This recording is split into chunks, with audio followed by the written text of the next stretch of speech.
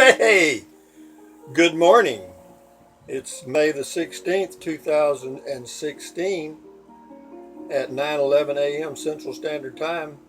And my channel is Rusty78609, and I'm responding to a comment about camping because I do that.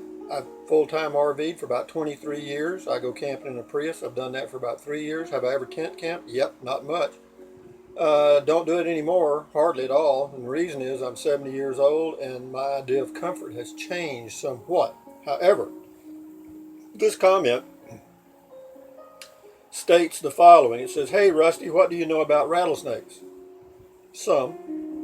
Are they aggressive? Can be. Are they everywhere? In the U.S.? Yeah. More in the Southwest. How can one avoid them?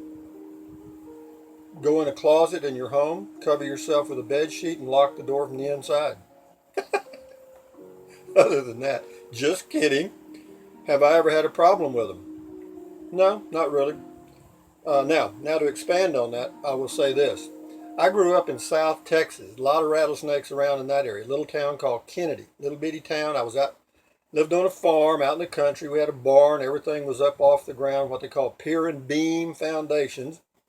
So when I was a kid, I crawled under the house, under all the little buildings around on our property, and in the haystack and everywhere else, and never got bit by a snake. And there were 4 children. None of us ever got bit by a snake. Heard them a few times. You'd hear them rattle, but never see them. They're hard to see. And, I guess actually in my whole childhood, I might have seen 4 or 5 crawling, And sometimes when they're cold and they want to get warm, they go lay in the roads. We had dirt roads on our farm, and you'd see them there in the mornings laying in the road, but then you'd get close and they'd just crawl off, and that'd be the end of that. No, they're not aggressive. Sometimes when they're going into hibernation in the late or early or late fall, they shed their skin and they get a little gripey. I've never been bothered by them though. And in the spring, they come out of hibernation, and the females, have their babies, etc. And I guess, and they can be a little grouchy. If you get around them, the young are around, they can be aggressive. And the little ones, I'm told. Now, have I ever been charged by a rattlesnake? Absolutely not. Do I know anybody that has? Absolutely not. I mean, I grew up in a rural area of Texas. Do I know of anybody that was ever bitten? No.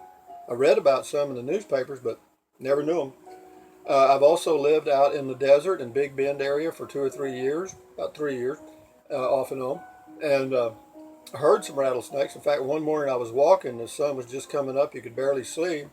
I didn't have a flashlight because you could see pretty good. And anyway, I heard a rattlesnake. Sounded like it was right in front of me. And the only thing I remember to do is one thing about a rattlesnake, when they start rattling, it'll sound like it's right in front of you or right to the right of you or wherever. It's like they're a ventriloquist. That doesn't mean that's where they are. It means that's where they sound like they are. And remember, the rattle's on the tail. So if you got a 6-foot long rattlesnake, of course they coil up and then they rattle. But again, they can trick you. So my only recommendation there is if you hear a rattlesnake, that rattlesnake's telling you to get the hell out. Do it. You don't have to run, but just pick the best direction you think the sound's coming from and back directly away from it. Now, if it's off a cliff, don't back off a cliff. You don't need to do that.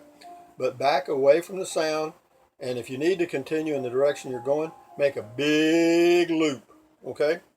They won't charge you. I've never had them charging me. Never, never, never.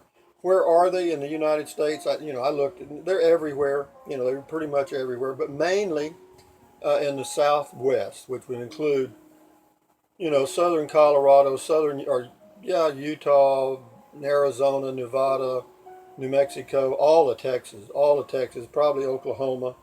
So, but again, it's nothing to worry about. I promise you. Your chances of getting bit by a rattlesnake are probably about the same as getting struck by lightning or winning the lottery 3 times in a row. So they're not a big deal. But for you campers, be aware. Years ago, the old cowboys that I knew, heard of, they would put a rope. They slept on the ground, just flat on the ground. The cowboys did. So what they do, they put a rope around their sleeping arrangement, whatever it was, blanket usually. And they said that a rattlesnake would not crawl over a rope. Now, if you're sleeping on the ground and you want to try that, that's up to you, but I'm not going to bet my life on it. No, no, no, no, no. Let me look here just a second. There's a website you can go to and find out a whole lot about rattlesnakes, good info, and it's called desertusa.com. Desertusa.com. And, it points out there's only 4 poisonous snakes in the United States. There's the coral snake, which is a little bitty orange and black snake. Just remember, orange and black, friend of Jack. Orange and red will make you dead. So, just remember that. Because but again, if it's orange and red and anything, just get away from it. They got little bitty mouths. They have to chew on you. So the chances of getting bit by a coral snake are like winning the lottery 10 times in a row. We've also got coral snakes. We got cottonmouths. They're black. They live around rivers. And yeah, now those little buggers, they'll come after you because I've had them chase me. I was in a canoe, and they'll come at you. They'll chase you and they'll try to get in your canoe. And if you ever saw a white man paddling 70 miles an hour down the Guadalupe River, that was me. That was me. And because a damn cottonmouth, saw a cottonmouth swimming along, and then I looked, and that son of a gun was coming right at my canoe. And baby, did old Rusty start paddling? You bet he did. I could have pulled a water skier. That's how much I was paddling. But anyway, enough said about that. You guys don't need to worry about rattlesnakes when you're camping. The real thing you need to be concerned about is bugs, insects. That's what's going to get you. Chiggers and no-see-ums. But anyway, I've talked about that before. That's the end of this video. You guys enjoy your camping. I'll enjoy mine. And that's it. Adios, amigos. Enjoy your day. Thumbs up. Carpe diem. Bye-bye. Why do I do that? It's just in me. It's just in me.